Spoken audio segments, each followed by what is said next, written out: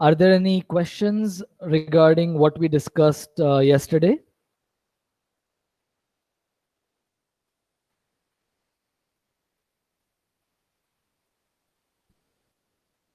Okay, no questions. All right, so in that case, let us do a quick recap. Um, so we were discussing, we discussed the global version of Menger's theorem, global edge version, which says that a graph is k-edge connected if and only if between any two vertices you can find k pairwise edge disjoint paths, right? We haven't proved the theorem. That will be either on the assignment or in one of the following lectures eventually.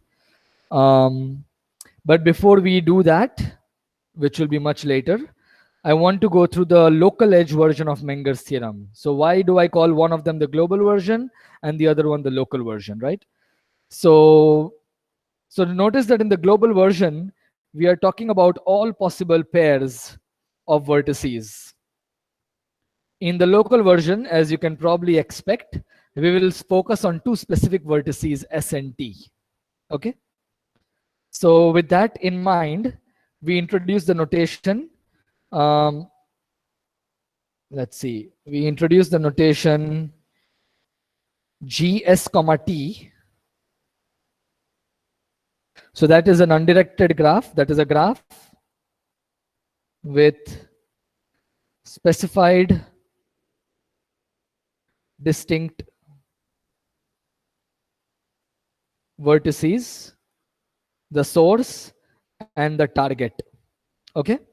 So that's the notation we are going to be using. And we defined what an ST cut of a graph is. So an ST cut of a graph is a cut, let's say partial of X, right? So when I will read as partial of X. That is the LaTeX code for this notation. You put a slash partial and X in curly brackets.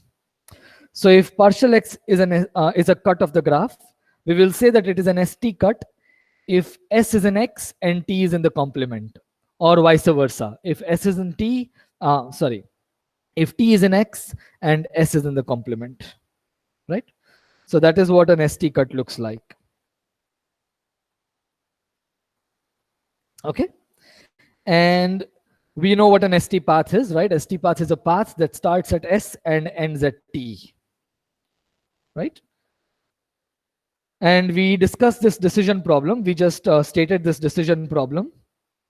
Given a graph GST, decide whether G has k pairwise edge disjoint ST paths. Okay. And the point is that there is a connection between this problem and ST cuts. Okay. So what is this connection? Can anybody tell me what is the relation? What is the relation between an ST path and an ST cut? Let me make a drawing. Supposing this is an ST cut. This is S, this is T, this is X if you like, and this is X bar. What is the connection between an ST path and an ST cut? An ST path must contain an edge from an ST cut. Right, exactly. If you have any ST path in the graph, it has to use at least one edge from an ST cut. It could use more edges. For example, your path could look strange. It could use one edge like this, another edge like this, another edge like this, and then go to T. But the important point is that any ST path meets any ST cut. Right, so you can prove this. I won't write down a formal proof. It's very easy to write a proof. Each ST path meets each ST cut.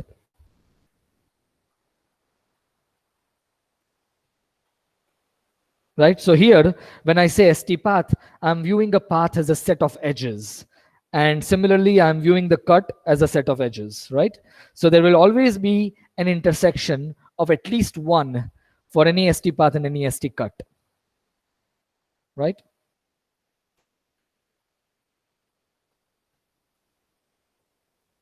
And that has an that implies the following corollary.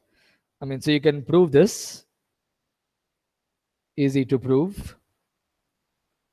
Should be done in a standard graph theory course. And a corollary of that is the following. If G ST has an ST cut of cardinality, so number of edges, K, then G has at most K ST paths.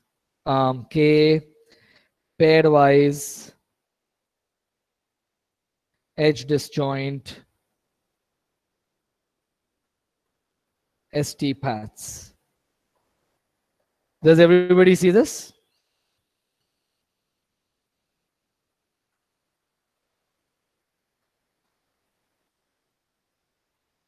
If you have an ST cut with 3 edges, for example, then because each ST path has to use at least one of these 3 edges, if you want pairwise edge disjoint paths, you can have no more than 3 paths, right?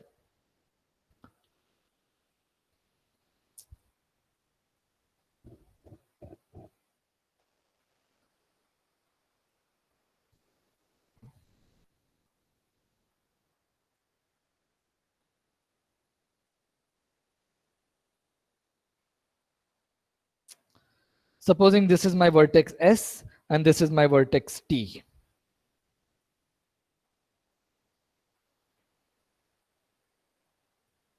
Okay? Right. So clearly in this case, you can see this is an ST cut, right? And then we can easily find 3 disjoint paths by looking at this small graph. It is a small graph, so it's easy to find the paths. I can take this path, I can take this path, and I can take this path. And the point is that I cannot find any more than this because, well, I have a cut of size 3. Okay? So that stops me, that prevents me from finding any more paths that are pairwise edge disjoint with the paths I've already found, right? But it's also worth noting that it's not obvious how one can find these disjoint paths, right? It's also not obvious that there should be 3 paths.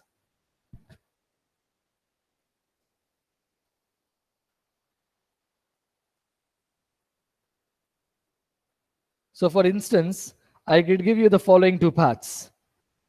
Supposing I give you 2 paths like this and another one like this. Okay?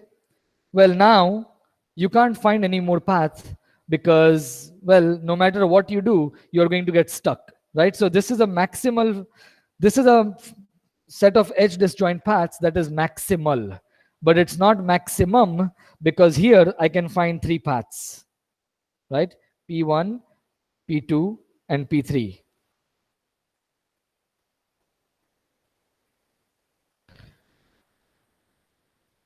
So in this drawing, P1, P2, P3 is a set of, is a maximum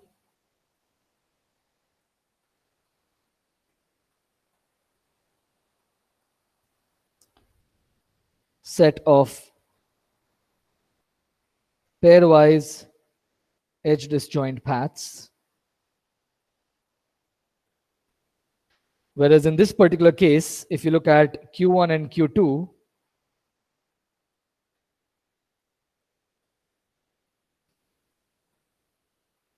is a maximal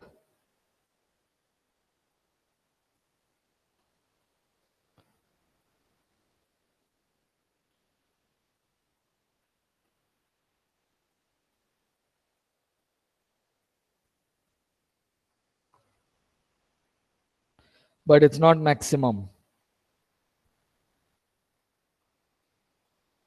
It's maximal because you cannot add any more to Q1 and Q2. If you are not allowed to modify the two paths I've already drawn, then you can't add any third path to this between S and T.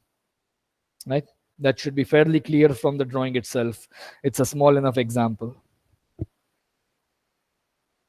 Right? Okay.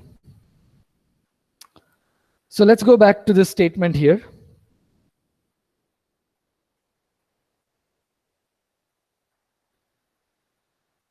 So let's look at this statement here. Right? This is straightforward. It is simply a consequence of the previous fact that I stated. Right? Let me just call this an observation.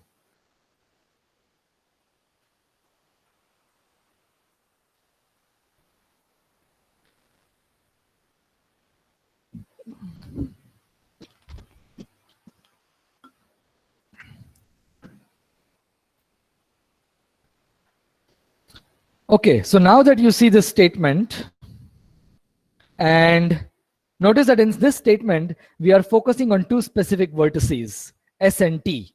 And what an ST cut does is it disconnects the two vertices, right? And if you look at the global version of Menger's theorem, it is talking about all possible pairs S and T. Can anybody now tell me what could be the local edge version of Menger's theorem? I want you to look at the global version. I want you to think about the global version. I want you to look at this observation and see if you can suggest the local edge version of Menger's theorem.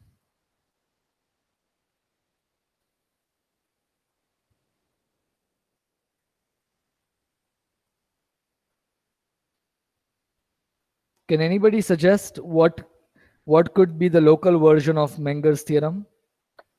For two given vertices S and T, the maximum number of edge disjoint ST paths is the minimum cardinality of an ST cut. That's right. That is right. So I'm going to state that as a corollary of the global version, but it is actually equivalent. Instead, what I would do here is I will replace this if then by if and only if. Okay? Do you agree that this is equivalent to what you just said?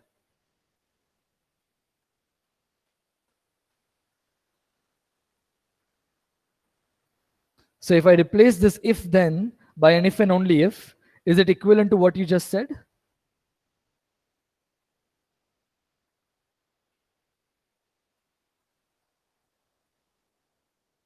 Okay. Okay, so that is Not going really, to, right? Because no, at most is not a, like, it can have at it most 5, requires but then that's also at most 100. it requires a small argument. So I'll let you think about that. So I'm going to state both of the things. I'm going to replace this if then by if and only if, and I'm going to also write down what you stated, and I want you to think about why they are equivalent. Okay. So it requires a very small argument, probably a 2-3 line argument. So the local edge version is as follows. GST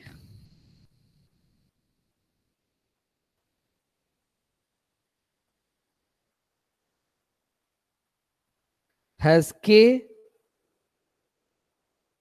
pairwise edge disjoint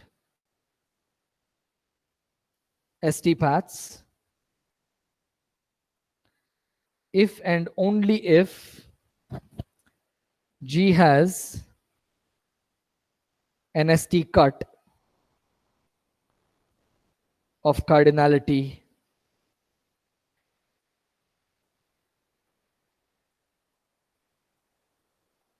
K. Okay. And a corollary of this is actually what Samuel stated, is that for any graph GST, So you have a graph with two specified vertices. The maximum number of pairwise edge disjoint ST paths is equal to the cardinality of a minimum ST cut. And homework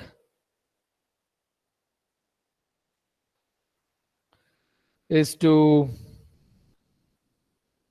convince yourself that the above two statements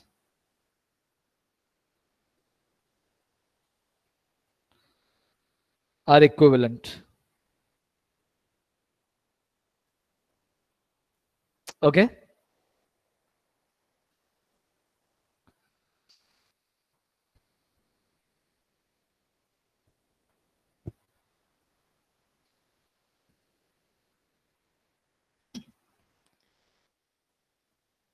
Excuse me, sir. Yes. Yes, Anand. But this theorem is not equivalent to the if and only if version of the corollary that you wrote above. I think Samuel is right. The at most wouldn't work. Because Yeah. you wrote that there is at most k disjoint paths, right? So say that so since it is at most, if I just say that there is one disjoint path, then it need not be like you need not have k pairwise edge disjoint ST paths, right? Give me a second to think about this. So where did I say at most? Did I say at most anywhere here? In the above parts, the corollary. You mean here? Yeah. Yes, yes, yes. So this is just one direction. What I'm saying is that these two are equivalent. Oh, I see. I see. I see. I see. Okay, okay, okay. So G has an ST cut of cardinality K, then G has at most. Okay, okay, okay. You're right. When I wrote down the statement, I removed the at most. Yeah. Okay, you're right. Yeah. So I did not write at most K here. I removed it. That's right. Yeah. So these two are equivalent. So yeah, I think I made a mistake in the way I stated this. I not only changed the if and if then, I also removed the at most. So yeah, thank you. Is that okay? Yes, sir. Okay, thanks.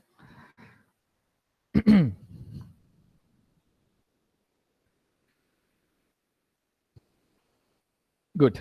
So these two are clear, right? There is no confusion as to why these two are equivalent.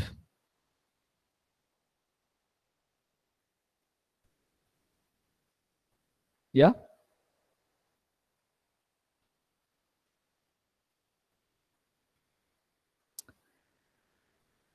Okay. Good. Let me see.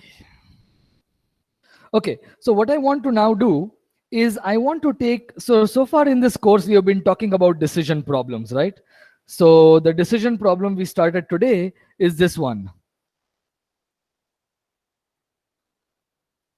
I want to take a slight detour to talk about optimization problems. Okay? And basically what I'm going to do is I'm going to essentially restate this. I want to really focus on min-max results and optimization problems because we are going to see a lot of such results in the next lectures, including this current module and also the modules on matchings. Okay, so what I want to do is I want to take an optimization viewpoint.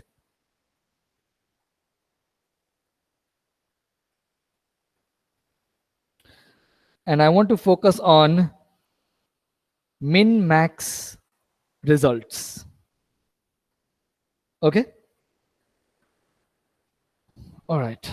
So Essentially, I'm going to restate what we just did, but I want to show you this slightly different way of stating things, because it will help us in unifying the results that we'll be seeing in the future lectures. Okay. So if you are given any graph GS comma T, right? You can think of two different people. The first person's goal is to construct as many disjoint paths between these two vertices. So they are pairwise edge disjoint paths. Okay. So that can be thought of as a maximization problem.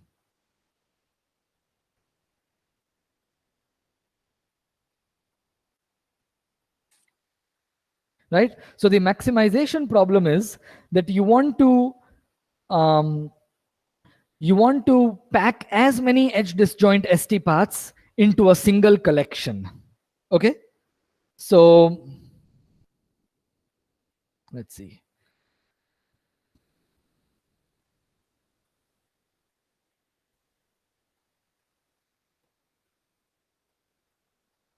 So let me call this PS comma T is a collection of sets of pairwise edge disjoint ST paths. Okay. So let me give you an example. If this is our graph as before, then what are elements of this set? What do they look like? So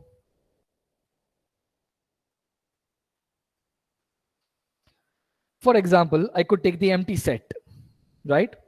These are zero edge disjoint ST paths. Another possibility is for me to take just a single path. I take this path, 1, 3, 6. So, and because I'm looking at simple graphs, I can just write them as ordered sequences of vertices, right? So I'll just write down like this. So this could be one set in my collection. Another possibility is I could take two paths at a time. Or I could take all three paths, for example, right?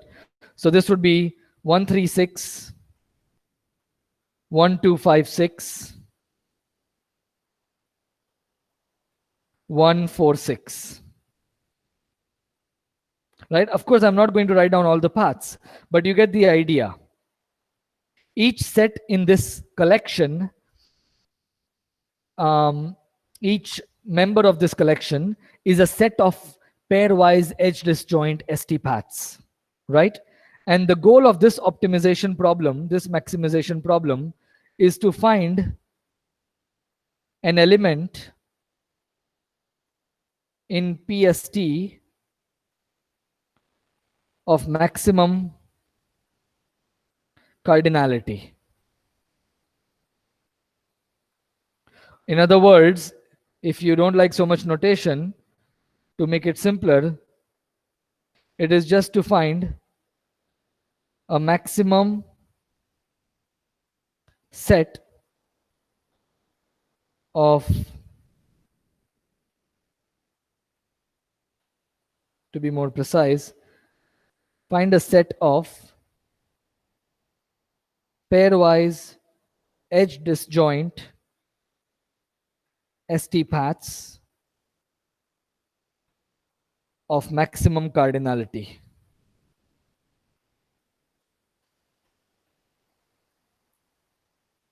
Right? Of course, there could be many such sets in general. A particular graph need not have just one such set. Right? I think in this particular example, it might be unique because of the way the graph is, but in general, that does not have to be the case. Okay? Good. So that is the maximization problem. And now we can also state a minimization problem.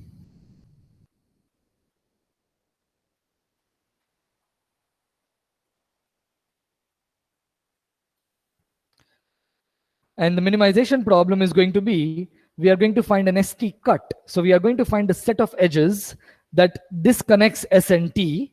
Of course, such sets of edges don't have to be ST cuts, but the smallest, the minimal such sets will be ST cuts. Let me give you a quick example actually. Okay, let me give you an abstract example. Supposing I remove a set of edges from a graph and I disconnect S and T. Okay, but let's say my graph disconnects into 3 pieces, something like this. Now the point is, I don't need to remove all these edges. I can, for example, remove just these 4 edges, and that will also disconnect S and T, right? And now what I have is an ST cut.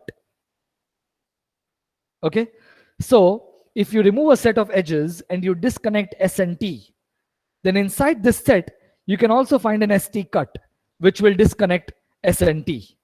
So in other words, you don't need to look at all possible sets of edges. You can just focus on the ST cuts of a graph, because the minimum such set will have to be an ST cut. Okay, I won't write this down formally. You can make it rigorous if you like. Okay, so the minimization problem is to, given a graph GST,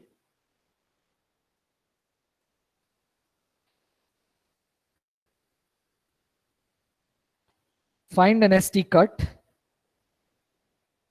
of minimum cardinality.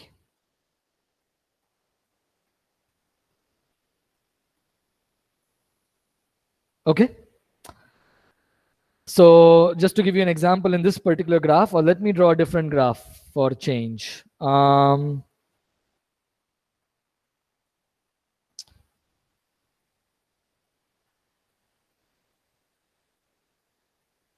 Supposing this is S and this is T. Okay.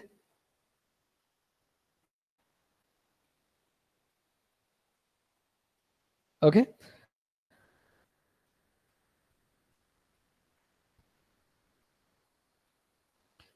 One ST cut. I like to draw ST cuts like this, right? Of course, you can't always draw it very easily like this, but sometimes it's possible, right?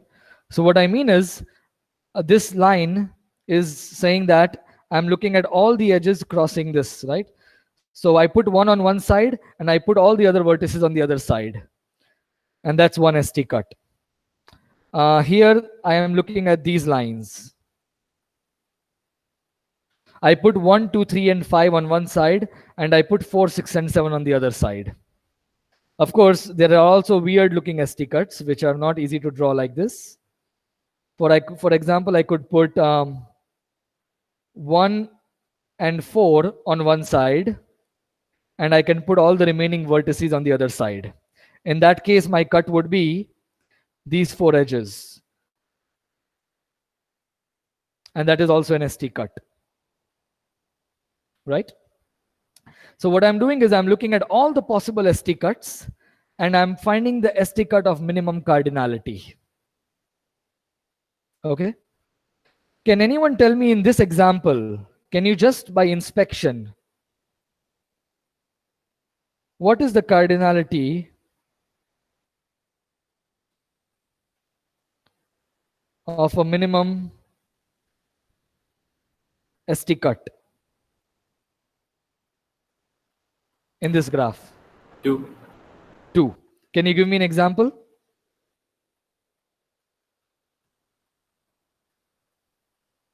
An example of such cut? Just have one on one side and all the vertices on the other side. Exactly. So one example is the edges 1, 2, and 1, 5. Right? And this is equal to partial of 1. When I have a single vertex, I will often just write partial of 1. Okay? Abusing notation. Good. So one way to look at Menger's theorem, the local version that we just discussed, is that these two optimization problems, the answer is the same. The solution to this problem, so if the maximum, okay, so by solution I mean the cardinality of the maximum element in this set is exactly equal to the cardinality of the minimum ST cut. Right? So if you can find a maximum, if you can find a solution to this problem, which is, let's say, equal to 3, so there are 3 paths, then that means that in the minimization problem, you will be able to find an ST cut of cardinality 3. Okay? And that is another way, equivalent way of looking at Menger's theorem, the local edge version. Okay?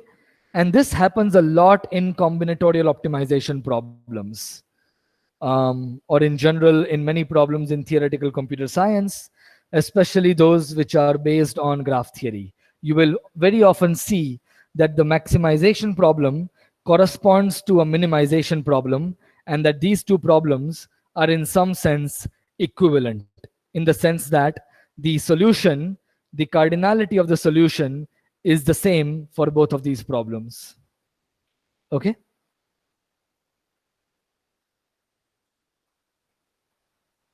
Are there any questions regarding what we discussed? So can you go back to the local version of Menger's theorem? Yes, sure. Yes. If G has an ST cut of cardinality K, that doesn't mean there are K edge disjoint paths, right? It should be minimum cardinalities. Let me think about this. If I have 5 disjoint paths, then Even in the last graph that you drew, right. you can have an ST cut of size 3, but there are only 2 edge disjoint paths. Right. Um,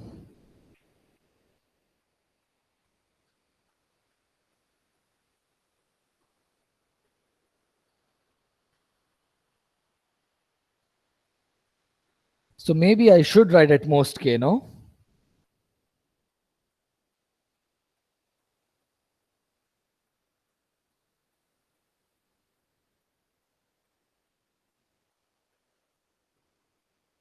Does this resolve the issue? Shouldn't it be at most K pairwise disjoint parts? Like the at most should be the on the other statement.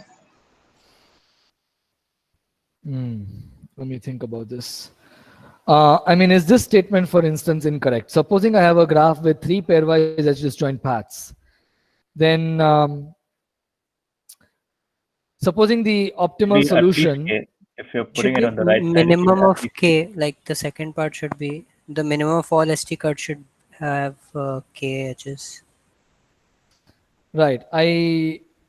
That's right. If I take the minimum, it will be, I mean, I could have, for example, 2 pairwise edge disjoint paths, but I could also have 3 pairwise edge disjoint paths, in which case the cardinality, okay.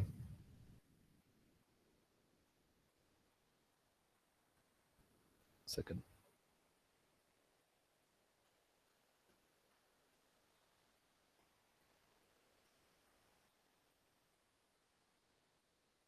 Yeah, this is not right.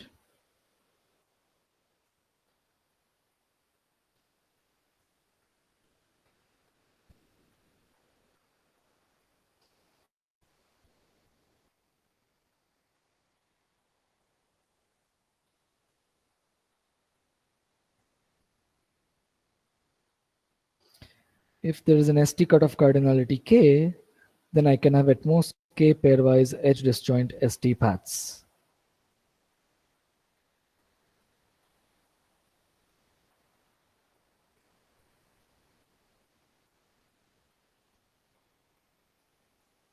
Oh, okay. Let me put the at most here, sorry.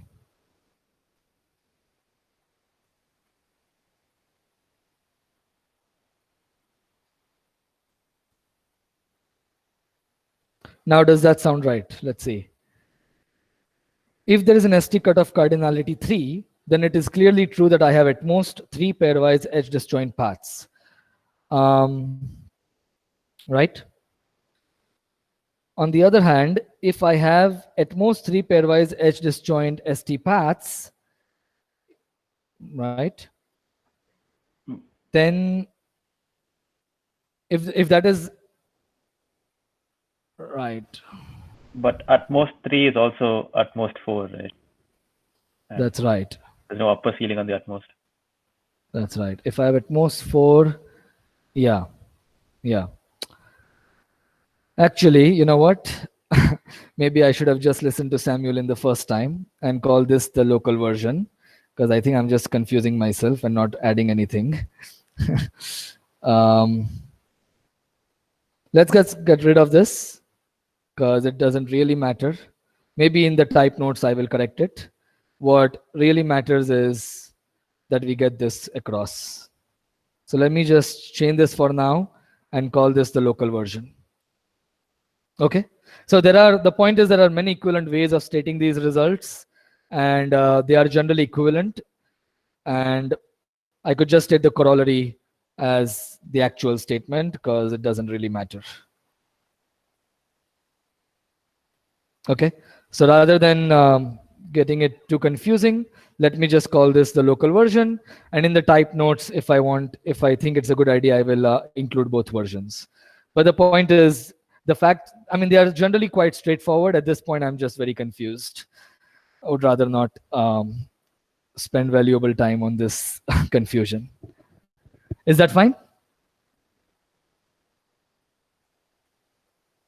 So the point is there are many different ways of stating Menger's theorem, and there are many different versions of Menger's theorem. And this is as valid as any other way of stating it. Okay.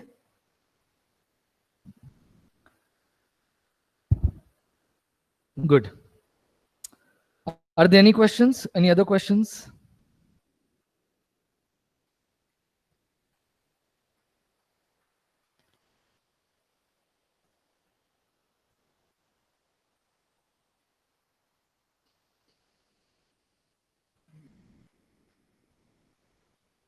Okay, if not, we have another 10 minutes.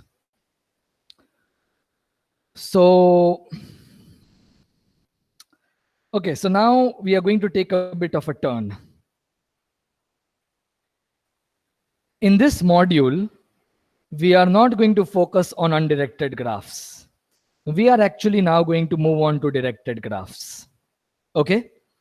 And the reason for that is that the max flow min cut theorem, which is one of the main results in this module, is actually a result about directed graphs. In fact, it's a result about directed weighted graphs. And it implies things about undirected graphs, right? So a lot of results in graph theory and in combinatorial optimization are actually immediate consequences of the max flow min cut theorem. Okay? And it's best to look at directed graphs because they are actually more general than undirected graphs. And that's what we are going to do in the rest of this module. Okay? So with that in mind, I want to now quickly generalize what we just discussed to directed graphs.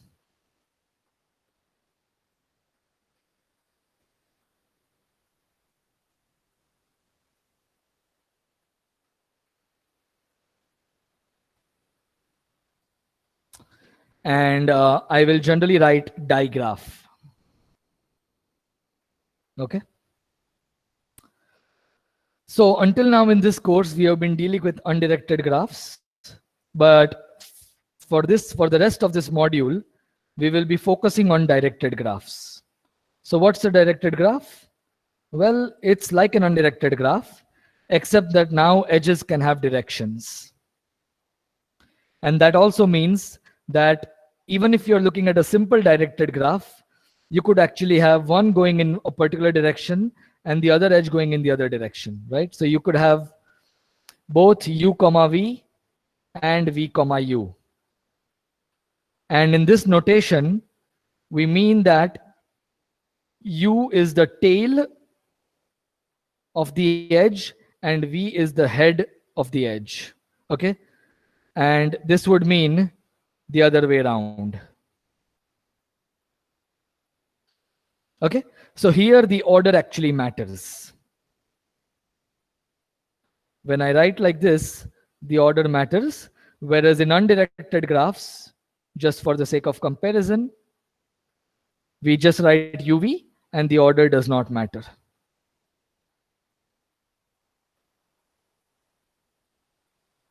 Okay? So each edge has a direction, and I will not call them edges anymore. I will be calling them arcs. So you have vertices and arcs. Arcs are directed edges.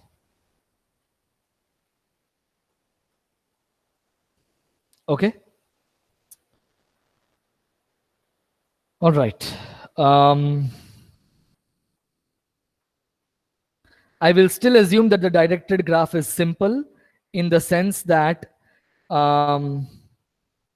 between two vertices, we will not have two different arcs with the same direction. Okay? So this will not happen in our graphs. This is not simple. And we will work with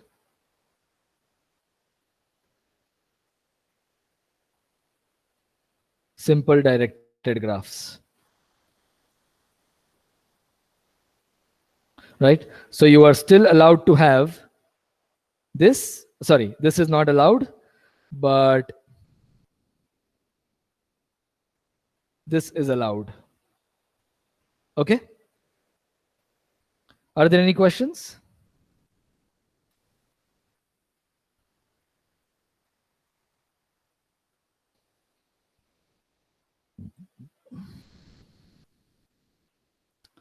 Okay. And now what we can do is we can go back to these maximization and minimization problems, and we can actually state them for the setting of a directed graph. Okay?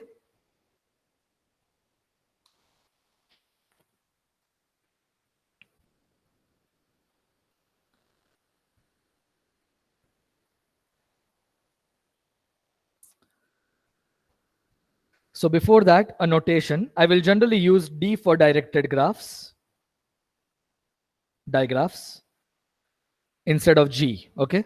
So generally we will use the notation D. And what is a die path? A die path is a path which is directed.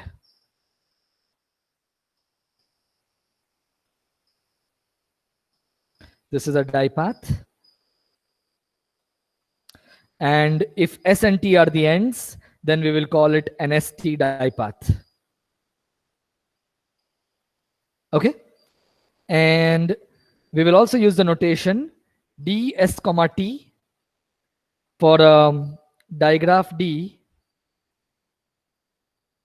with a specified source S and target T. Okay?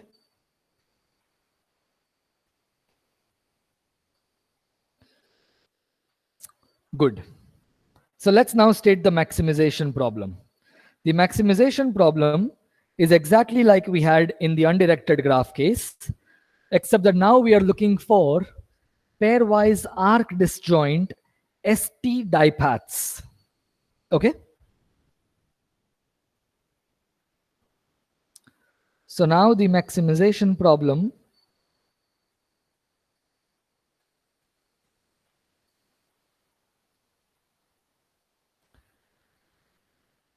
given a digraph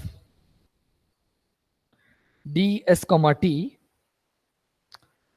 the goal is to find a set of pairwise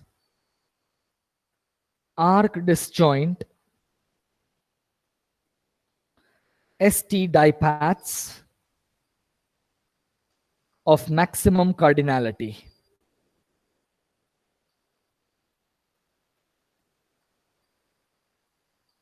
Okay, let's do two quick examples with the same underlying undirected graph. So I'm going to take this undirected graph and put directions on it.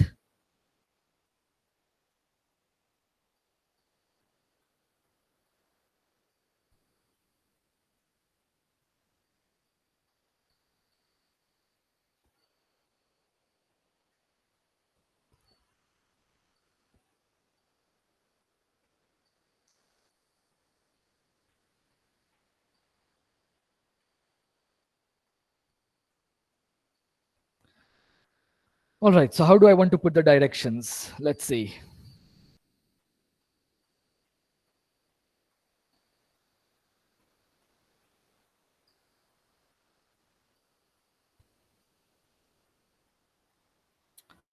Okay, and let me change the directions here. So this is D1, and this is going to be D2. Actually, let me just call them D and D prime. And let me put directions in this way here.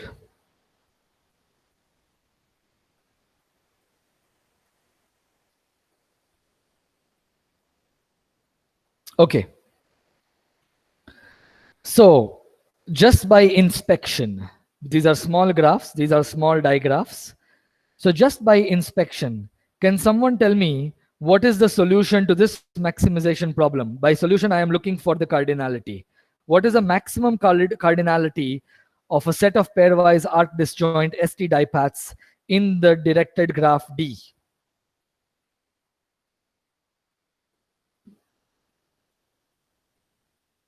Anyone?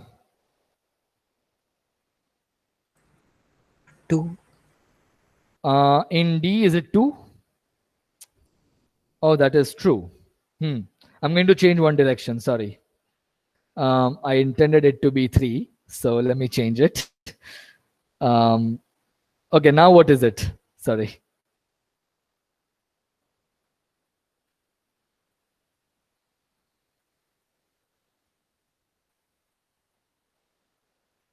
What is it now? Yeah, now it's 3. Now it's 3, right? So it's 3 because you can go like this. You can take another path like this. And you can take a third path like this, right? Okay. What about the second example? How many in D prime?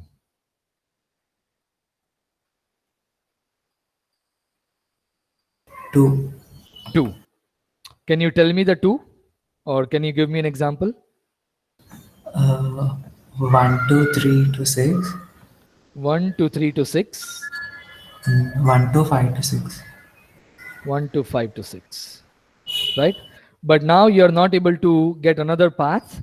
And well, the problem is if you would have reversed these 2 arcs, you would have been able to do it. But unfortunately, that is not the direction you have. And so you can't do much about that, right? That's just life. And so in this sense, right, we are looking for dipaths. We are not looking just for paths in the underlying undirected graph. We are looking for dipaths in the given directed graph, right? So we must respect the directions. Okay, so this is the maximization problem. And for the minimization problem, we are going to need the notion of a die cut. So a die cut is going to be like a cut, but in directed graphs.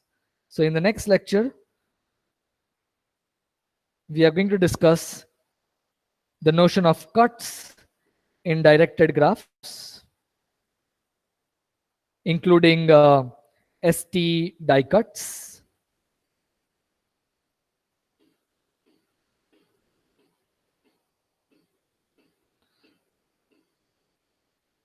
Okay, and that will lead us to the minimization problem. You probably are expecting there to be a Menger's theorem for directed graphs for the arc disjoint version. And we are going to generalize this even further by putting numbers on the arcs. So we are going to introduce weights, or as I like to call them, capacities on the arcs. And then we are going to be able to go to the max flow min cut theorem. And what's going to happen is that all of these Menger's theorems that we are discussing, they're all going to be consequences of the more general max flow min cut theorem. Okay? So that's where we are heading for the next few lectures. Are there any questions now? The lecture is officially over, but I'm going to stay back for another 10, 15, 20 minutes. So if there are any questions, oh yes, before you leave, there is an important point that Govind just reminded me of. We are going to conduct a poll for the tutorial session for the assignment 1. So after the assignment 1 is submitted, we are going to have a poll. Can you remind me of the dates, Govind? Is it 16th and 17th October? Okay, so on 16th or 17th October, Friday or Saturday, we are going to have a tutorial session just to discuss the assignment 1 solutions. Okay. So Govind and Shantini, they are going to prepare a poll to decide the time for this tutorial session. So please respond to that poll. Hopefully it will be available to you by tonight. And please choose as many times that are convenient for you. We will be choosing the one with the maximum number of votes. The plan is to not record the session. So please try to attend the session and please choose all of the timings that work for you, even if that is a Saturday. So we are going to have Friday and Saturday. And that is the plan for all of the assignments. We won't prepare the solutions and hand them out to you. We will instead be having discussion sessions, and the solutions will be discussed during those sessions by the TAs. Okay? And of course, the students will be encouraged to participate in the sessions. Okay? Good. Any other, anything else we should What's the discuss? last date to submit the assignment again? What's the last what? Date to submit the assignment? What's the 8th deadline? October, 8 p.m. Okay. Right. Fine. So you have another how many hours? About 7 plus 24, 31 hours.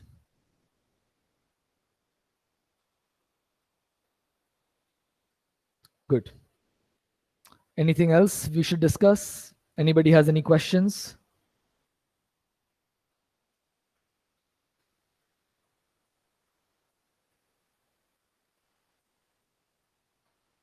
Sir, there was one slight minor clarification I wanted regarding the assignment, one of the questions. Yeah. So in the fourth question, when you say the number of recursive calls, do you mean all the recursive calls in the algorithm or just the recursion depth? All the calls, all the total number of, so make the recursion tree, and I'm looking at all the nodes in the recursion tree. Okay, okay, sir. Yeah, thanks.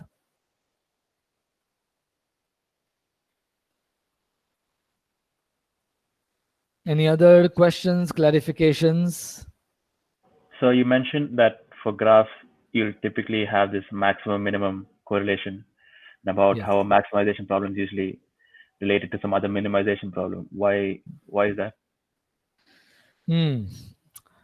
Okay, so one of the main reasons for that is a concept called LP duality. I don't know how many of you have seen linear programs. Have you seen linear programs? Yes, sir.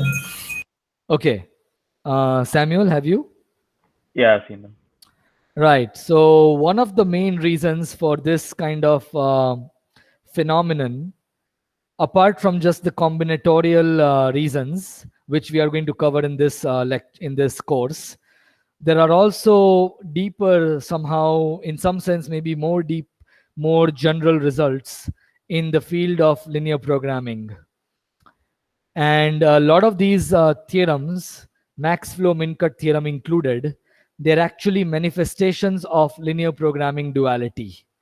Unfortunately, not everybody would have seen linear programming, and I did not want to turn this into a course with too much linear programming focus.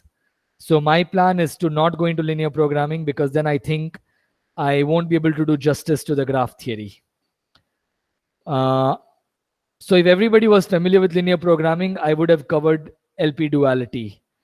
And a lot of these results are simply manifestations of LP duality. Does that answer your question somewhat? Yeah, that does. Thanks. Okay. So how many of you are not familiar with LP duality? If you are still in the meeting, you can probably type in the chat box and inform me. But I was under the impression that not many students would have seen LP duality, which is why I'm not covering it.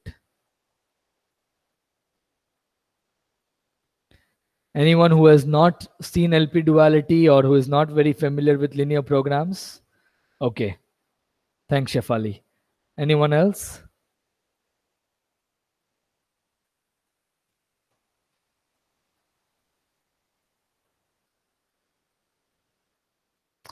Okay. Anyways, I'm reasonably confident that there are a few other students who might not be in the meeting currently. And so I did not want to go too much into those concepts and lose the graph theoretical plot of this course.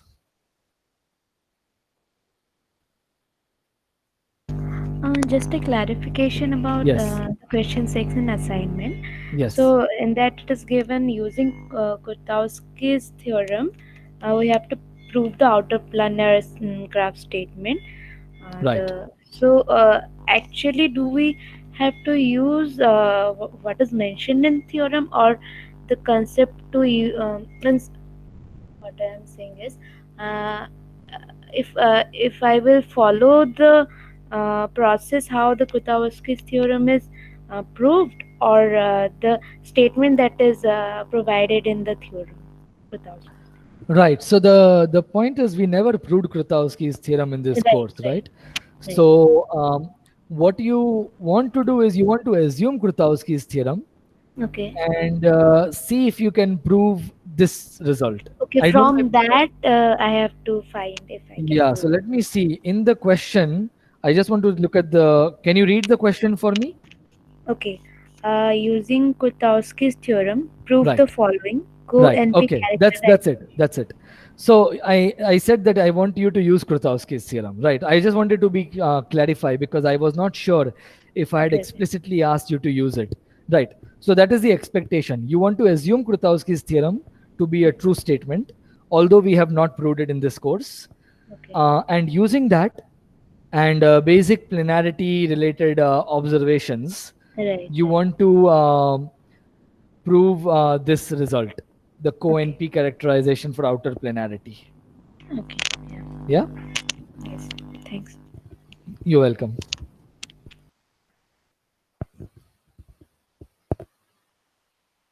Any other questions, clarifications?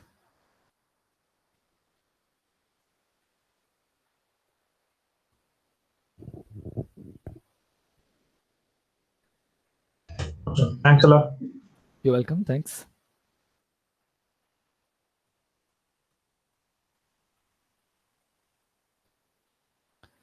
Okay, so I'm going to stop recording the meeting.